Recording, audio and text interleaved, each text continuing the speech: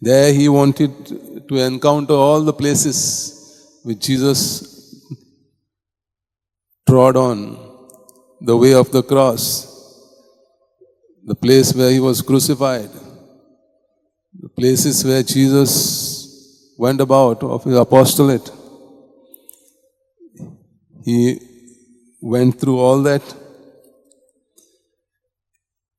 And then in the gospel reading, Jesus tells us, those who have little, that little will be taken away. Those who have more will be given. And then the disciples ask, but Lord, why you speak in parables?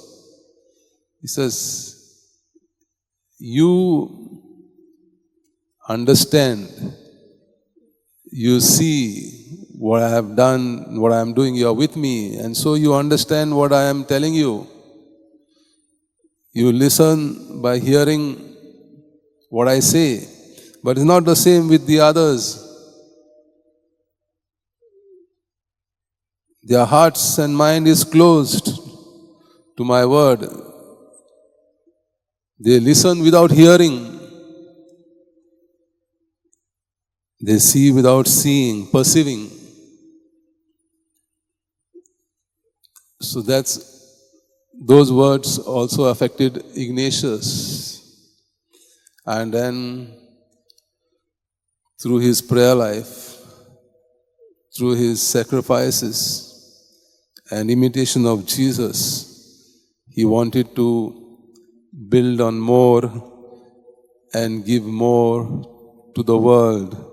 He wanted to transform the world by doing the work of Jesus, building the kingdom of God. So he was a soldier by profession in the world, which he gave up and became soldier of God and reached out to people.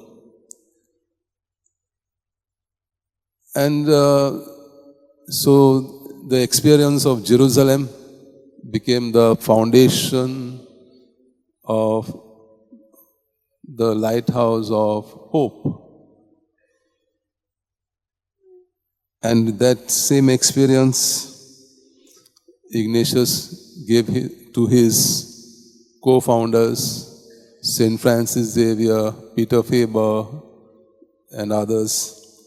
And he went out to the world and transformed the world, and God multiplied his blessings and gifts.